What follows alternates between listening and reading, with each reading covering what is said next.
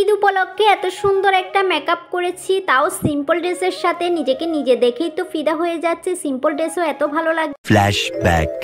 ঈদে আমাকে দামি ড্রেস না পরলে একদমই মানাবে না। সবাই হাজার হাজার টাকার দামি ড্রেস পরবে আর আমি একেবারে নিতান্ত নর্মাল ড্রেস পরবো, সেটা তো হতে পারে না। আর নর্মাল ড্রেস পরলে তো আমার ব্যক্তিত্ব থাকবে না, আমাকে ভালো লাগবে না, আমাকে সুন্দর লাগবে না। সবাইকে অনেক সুন্দর লাগবে কারণ তারা দামি দামি ড্রেস পরবে।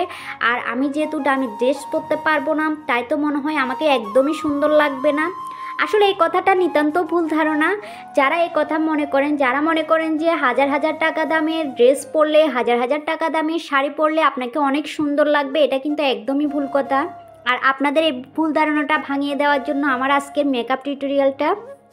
আসলে আমরা যারা মধ্যবিত্ত আছি, আমরা যারা মনে করি আমরা হাজার হাজার টাকার জামা না পরলে আমাদের ভালো লাগবে না, পাশের বাসার ভাবি, পাশের বাসার আপুরা অনেক টাকা দামের ড্রেস কিনেছে, শাড়ি কিনেছে, আমি তো কিনতে পারিনি, আমি একেবারে নর্মাল ড্রেসই কিনেছি।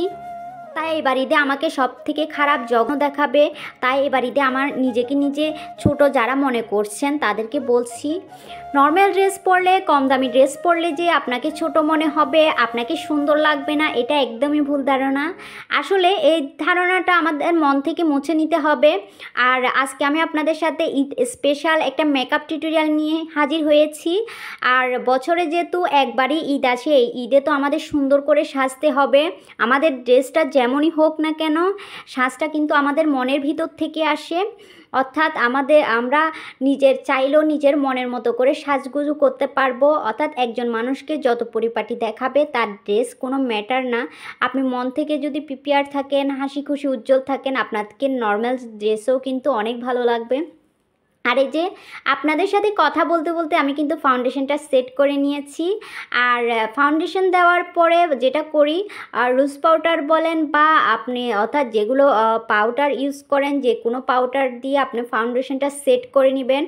এই ফাউন্ডেশনটা কিন্তু সেট করতেই হবে।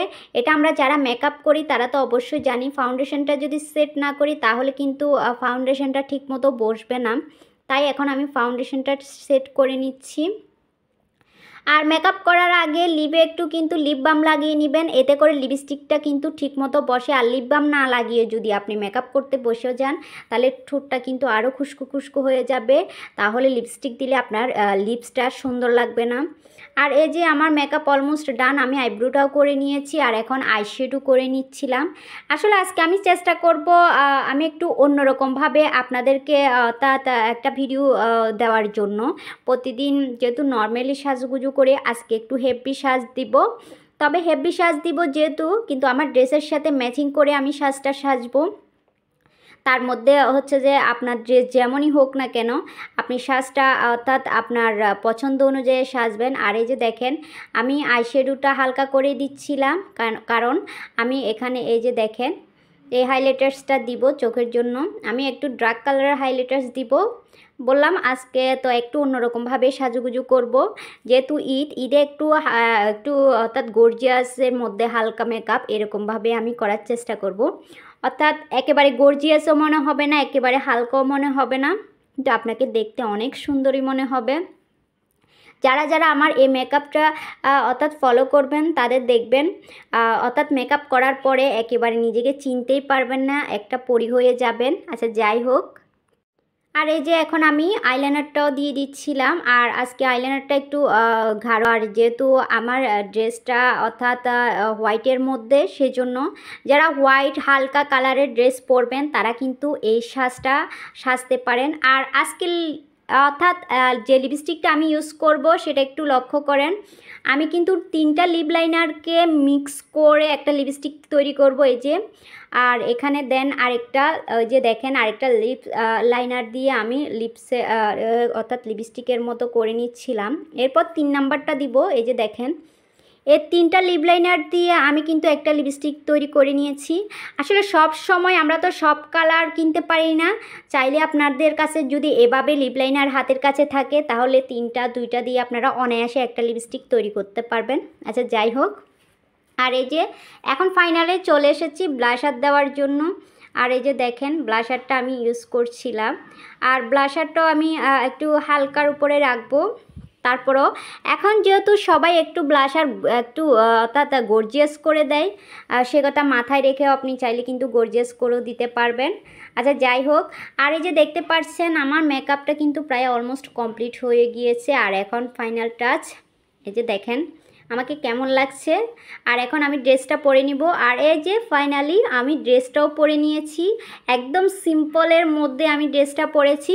কিন্তু যেহেতু আপনি সিম্পলের মধ্যে ড্রেসটা পরেছেন সেহেতু আপনার জুয়েলারিটি কিন্তু দিতেই হবে।